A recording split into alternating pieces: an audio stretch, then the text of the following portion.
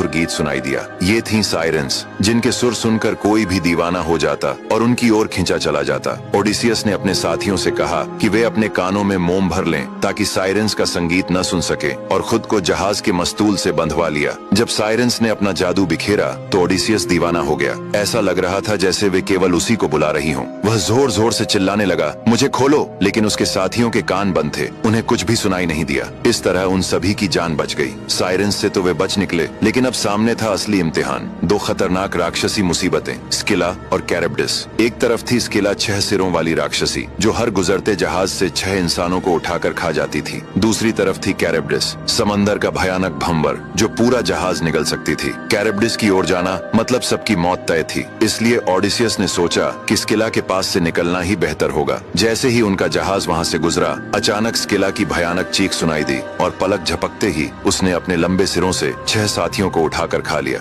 Odysseus कुछ नहीं कर सका। भारी मन से वह वहां से आगे बढ़ गया, लेकिन मुश्किलें अभी खत्म नहीं हुई थीं। आगे रास्ते में सूर्यदेव हीलियोस का द्वीप आया। ओडिसियस को टायरेसियस और सर्सी दोनों ने चेतावनी दी थी कि वहां की पवित्र गायों को हाथ न लगाना। इसलिए ओडिसियस ने अपने साथियों से भी साफ कह दिया कि यहाँ रुकना पड़े तो भी गायों को बिल्कुल नहीं छूना है। लेकिन तभी एक भयानक तूफान आ गया और वे कई दिनों तक वहीं फंसे रह गए। भूख बढ़ती गई। एक दिन जब ओडिसियस गहरी नींद में था, तब कुछ साथियों ने पवित्र गायों को मारकर उनका मांस पकाकर खा लिया। जब ओडिसियस की नींद खुली तब तक बहुत देर हो चुकी थी। उसके साथियों ने सूर्यदेव हीलियोस की गायों को मारकर खा लिया था। गायों की हत्या के बाद सब कुछ बदल गया। सूर्यदेव बहुत नाराज हो गए। उन्होंने ज्यूस से शिकायत की। ज्यूस ने आकाश से बिजली गिराई। ओडिसियस का पूरा जहाज टूटकर समुद्र में डूब गया। उसके सभी साथी मारे गए, केवल ओडिसियस ही जीवित बचा। वह लकड़ी के एक टुकड़े के सहारे कई दिनों तक समुद्र में भटकता रहा। बारिश, धूप और लहरों से लड़ता हुआ वह आखिरकार एक अनजान द्वीप पर पहुंचा। ओडिसियस अब कैलिप्सो के द्वीप पर था। कैलिप्सो एक सुंदर अप्सरा थी जो उस सुनसान द्वीप पर अकेली रहती थी। उसने ओडिसियस की जान बचाई, उसकी देखभाल की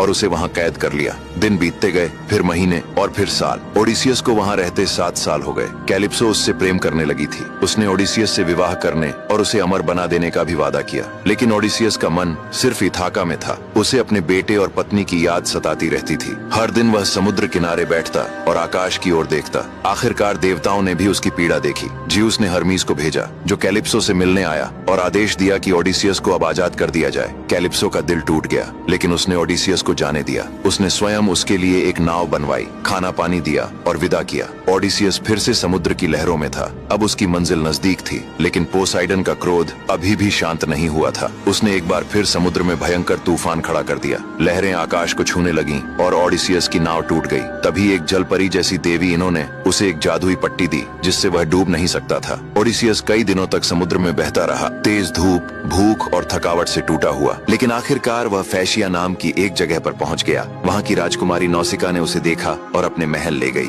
वहां के राजा ने ओडिसियस की बात ध्यान से सुनी, उसे खाना दिया, आराम करवाया और जब ओडिसियस ने अपनी पूरी कहानी सुनाई तो सभी हैरान रह गए। राजा ने अपने जहाज पर लोगों को भेजा और कहा, इसे इसके घर इथाका पहुंचा दो। ओडिसियस अब इथाका की जमीन पर था, लेकिन इतने सालों में सब कुछ बदल चुका था। हर तरफ खतरे थे। देवी एथेना ने उसकी मदद की और उसे एक बूढ़े भिखारी का रूप दे दिया ताकि वह छिपकर सब कुछ देख सके। जब ओडिसियस अपने महल पहुंचा तो उसने देखा कि वहां कई राजा जैसे आदमी रह रहे हैं। वे सब उसकी पत्नी पेनेलोपी से शादी करना चाहते थे और ओडिसियस का खजाना और राज छीनना चाहते थे। मजबूरी में पेनेलोपी हर रोज कोई न कोई बहाना बनाती रही। उसने कहा, मैं एक कफन बुन रही हूँ, जब यह पूरा हो जाएगा तभी मैं शादी करूंगी। लेकिन असल में पेनेलोपी हर रात उस कपड़े को खोल देती थी ताकि वह कभी पूरा ना हो, क्योंकि उसके दिल में कहीं न कहीं अब भी उम्मीद थी कि ओडिसियस जिंदा है। लेकिन कुछ साल बाद यह राज सबके सामने आ गया। अब वे सब लोग पेनेलोपी पर जबरदस्ती शादी का दबाव बनाने लगे। तब पेनेलोपी ने एक आखिरी उपाय निकाला। उसने एक खास मुकाबले का ऐलान किया। जो भी ओडिसियस का भारी धनुष खींचकर एक तीर सीधे निशाने पर मार देगा,